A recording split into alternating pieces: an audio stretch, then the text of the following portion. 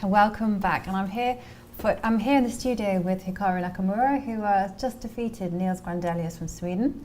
And you're going to go and show us through your game. Yeah, I mean, it was a pretty interesting game today against Nils. I kind of was expecting him to play something sharp, just Sicilian. I was kind of expecting Nidor for Dragon, but I played the Dragon in London recently, and there was, of course, the game Magnus against Gawain a few days ago in Vike as well. So I kind of figured he probably would avoid the Dragon and play the Nidor. And we got to this position, which was all prep basically up to move 14. And around here, I played this Bishop F2 move, which has only been played once as far as I know. It's played by this, I don't know how old he is, this American kid, he's playing here. Okay. I don't know, he's like 9, 10, 11, something in there. But anyway, he played this in a game. So I thought it was an interesting idea, and it's not so clear what Black's trying to do. For example, Black can take on e4, or Black can play Bishop d6, or maybe Rook c8. But over the board, when you're surprised and you're not familiar with the variations, it's very hard to come up with the best moves. And I was, of course, blitzing out the moves. So Nils used about 35 minutes before he played Bishop d6. Okay. I actually had not looked at that move. I'd only looked at d takes e4, and then Bishop g3. And like Nils said that during the game he was going to play Queen c8, but after Bishop c4, it's still probably okay for Black, but it's very tricky and very hard to play because White's there's sacks on e6. There's like Rook e1. I mean, it's like it's very hard to play for Black, and you have to come up with precise moves already. And I'm not even sure if Black's even okay. So Nils. Sorry, let me get back. So in the game, I'd hit refresh because in the variation. That's fine. Yeah. So he played Bishop d6, takes Bishop g3. And now Nils played Rook c8, and I used a lot of time here because c4 was my initial idea, but I was very concerned about these lines. Queen a5, Queen g7, and at first Bishop a3 is what I was worried about. But I think after King b1, Knight c3, King c2, Knight takes d1, I can take on h8. If Black, if Black just blocks, for example, Bishop f8, I can just take. No, with the knight. Well, Knight f8 it's the same thing. I can just take. You're just going to take. I mean, even Rook d8, just something like Queen e5, for example. And I mean, even if I give up the knight on d4, I'm going to be up a pawn because I have one extra pawn here. So I figured this at least was enough. I suspect there's maybe even just King c2 might just be winning. But I saw Queen e5, and once I saw that, I wasn't too concerned. So that's why after Queen h8, Black has to play King e7. But here, after Queen takes c8, Black can't take, obviously, because I have Knight c6 check with the fork. So here Black has to play Knight e3, and I think both lines are winning. I think King d3 probably is winning after Bishop c1, Knight c3. I think Queen takes b7 is getting mated somehow, like I think something like Queen d2, King e4, f5 should be made. Yes. Yeah. So, but I mean, I saw. But I mean, I saw here, for example, I saw Knight c3, and I suspect this is winning for White as well, because like Knight c5, and just King e2, and Black has no checks. The knight, if you take the knight on c3, I'll take the knight on c5. So and there's no intermediate. Takes, and intermediate. I mean, it's kind of hard because Black's running out of pieces here. Like, and I mean, I also Queen c7 check. So I thought this was winning. But I mean, I also thought the other line, King b1, also was probably winning. I mean, it's a little bit more unclear, but Queen d2, Queen takes b7, Knight d1, threatening Knight c3, and like Queen a2 or Queen b2.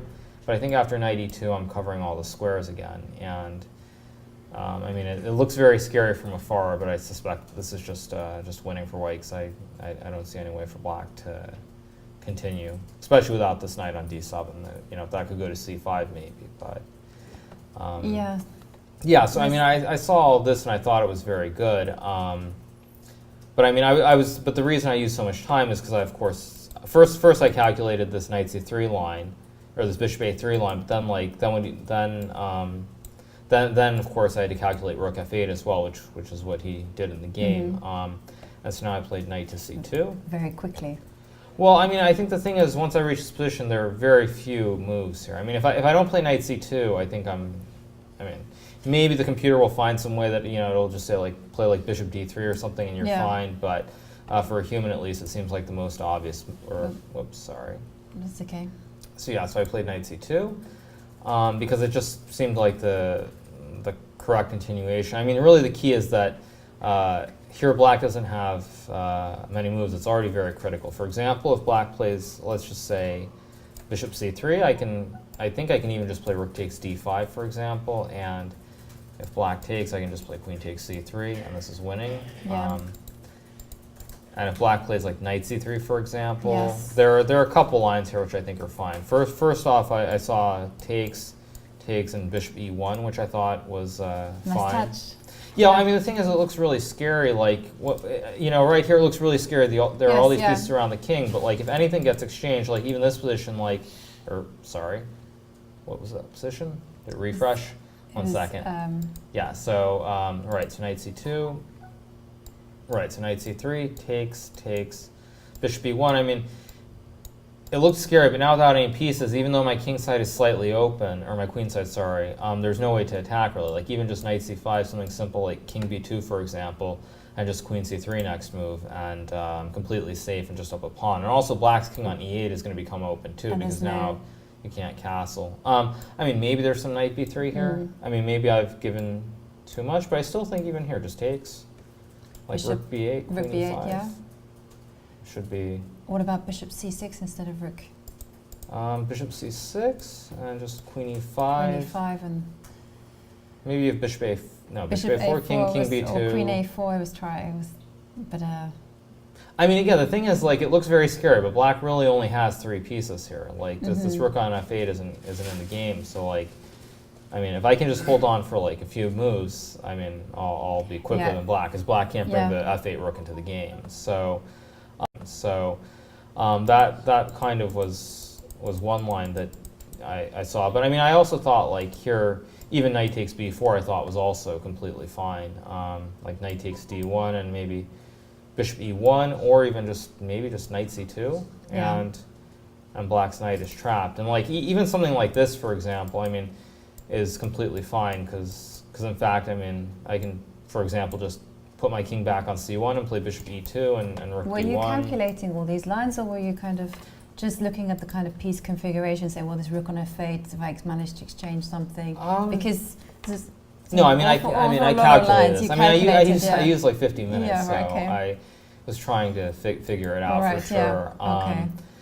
I mean, because like the only moves that made sense were bishop c6, like Nils played, or knight f6. But even this, for example, it's very strange because I can just take and go like king b2 followed by bishop d6. And again, the queen side, it looks a little bit loose, but very quickly I'm just going to be completely fine. Like I'm just going bishop d6 and like rook d3 or bishop d3, bishop c2. Yeah. And in fact, black's king is going to end up being more open than mine in the long run. So knight c2. And Nils played bishop c6. Yeah. And this move and now I queen predicted, a1, which is the only move here. I mean, there's really nothing else. I mean, I don't know. Maybe you can take. Maybe the computer will say there's some magic way to be fine. I mean, I don't know. Like, I mean, even this might be fine, for example, but it's very hard to play something like this.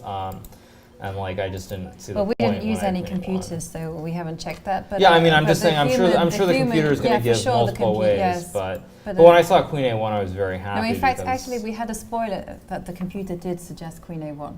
Okay. That we were told that. All right, fair enough. Yeah. I mean, like, I mean, once I saw queen a1, it's almost impossible for black to. I mean, the only try is knight e3, but even this just takes knight c5. And king c2. And now we were what were we trying? I mean, knight b3, just king b3, and there's really nothing. No, there was we weren't. That I mean, it would be knight takes a4. Knight takes a4, but now I can play knight g4. Okay. Going for knight f6, and I mean, again, it's like. I mean, even you can't really move the knight because worst case I'll exchange the queens and just be in a winning endgame. We also consider queen e5 instead of knight g4. But knight g4 is good. Yeah, queen e5 is probably fine. I mean, I suspect even something simple like bishop e1 is also fine because again, it's like I was saying earlier, like if I can exchange even one one pair of pieces, I mean, there's not going to be any sort of attack really. So I think there are multiple ways. I mean, I probably would have played knight g4 because I felt it was the most convincing way with like knight f6 coming. But I mean, I think there are multiple ways. I mean, I still think Nils probably should have tried something like that because, like, I mean, in the game after knight c5, I mean, he just just ended up in a lost position. Played knight c3, and now the last critical lost position. Played knight c3, and now the last critical point was playing knight takes a6. And I mean, the rest was just straightforward check. King c2 takes.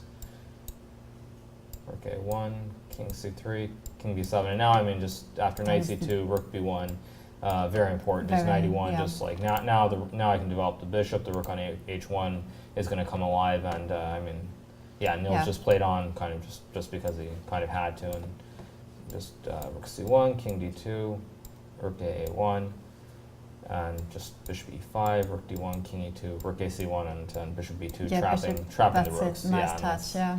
That's, I mean, all she wrote. So yeah, it was pretty good. I mean, I think I probably was actually just winning from the time I played c4, but it was important to use a lot of time to come up with the correct variations. And have and you know that I out. showed this position to Brian Callahan, and just before c4, and he said to me, "Why doesn't Hikaru play c4?"